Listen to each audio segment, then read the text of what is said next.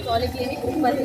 So ఈరోజు జరిగినటువంటి situation ఏదైతే డాక్టర్ మౌమిత మా తోటి మిత్రురాలు, మా తోటి వైద్యురాలు, మేము హాస్పిటల్ని ఒక దేవాలయంగా భావించి, పేషెంట్స్ అందరినీ దేవుళ్ళుగా భావించి, ఎంతో భక్తితోటి, ఎంతో శ్రద్ధతోటి, ఎంతో బాధ్యతతోటి మేము ట్రీట్మెంట్ చేస్తున్నప్పుడు అదే బాధ్యత, అదే కన్సర్న్ తోటి మనుషులుగా కూడా మమ్మల్ని ట్రీట్ చేయరా?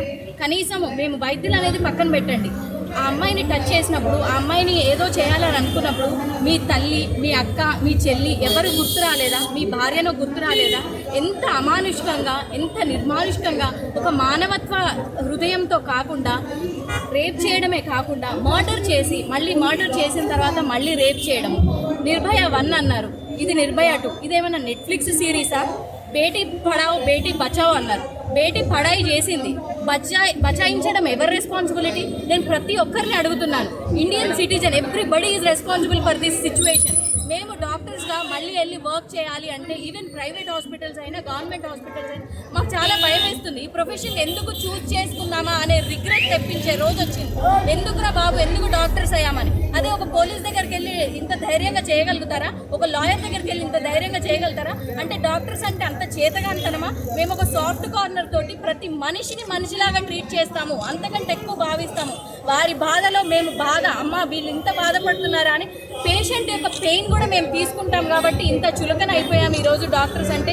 ఇప్పటికైనా సరే, why didn't they have not taken any chance or any action against the incident? ఎందుకు ఇప్పటి వరకు కూడా ఏమి యాక్షన్ ఎందుకు తీసుకోలేదు మేము అడుగుతున్నాం. ఇప్పుడు ఎంత ఆల్మోస్ట్ 1 వీక్ అవుతుంది. అదే వేరే కంట్రీస్లో చూసుకుంటే ఆల్రెడీ డాక్టర్స్ చాలా మంది మైగ్రేట్ అయిపోతున్నారు. ఇలాంటి ఇన్సిడెంట్స్ చూసిన తర్వాత మేము ఏ ల్యాబో యూఎస్ఎంఎల్ఏ రాసుకొని ఫారెన్ వెళ్ళిపోవాలన్న థాట్స్ వస్తున్నాయి. ఇంతవరకు యాక్షన్ ఎందుకు తీసుకోవట్లేదు మేము అడుగుతున్నాం. ప్రతి ఒక్కరిని అడుగుతున్నాం, సెంట్రల్ గవర్నమెంట్ అడుగుతున్నాం, మన స్టేట్ గవర్నమెంట్ అడుగుతున్నాం.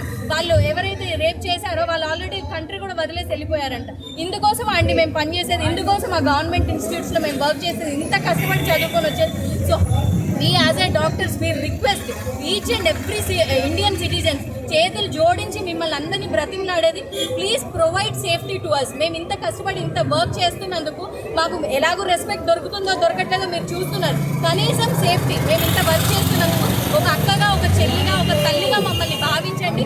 మేము ఎంతవరకైనా సర్వీసెస్ కోవిడ్లో ఎంత చేసామో మీరు చూసారు. మా ప్రాణాలను తెగించి, మా కుటుంబాలను వదిలేసి మేము వచ్చి సేవ చేశాము. దాని అర్థం ఏంటి? మా ప్రొఫెషన్కి ఉన్నటువంటి డెడికేషన్. మేము కోరుకునేది ఒకటే, మాకు శాలరీలు పెంచండి, మాకు ఉద్యోగాలు ఇంకా ప్రమోషన్స్ ఇవ్వండి అని అంటలేము. మాకు దయచేసి ప్రొటెక్షన్ ఇవ్వండి, సేఫ్టీ ఇవ్వండి, సెక్యూరిటీ ఇవ్వండి, అదొకటి చాలు. And we urge and request the government to take action, immediate action. ఒకవేళ ఏం యాక్షన్ తీసుకోలేకపోతున్నారంటే, వాళ్ళని ఎంతమంది అయితే క్రిమినల్స్ ఉన్నారో మా డాక్టర్స్కి అప్పగించండి, మేము చేస్తాం. పనిష్మెంట్ ఇవ్వాలా, ఏం చేయాలి, మీ వల్ల అయితే లేదంటే డాక్టర్స్కి అప్పగియండి. All over the country the doctors will come and give whatever the punishment they deserve. So we urge and request all the Indian citizens to consider this situation and please let the justice prevail. Let Maumita's soul rest in peace. Thank you.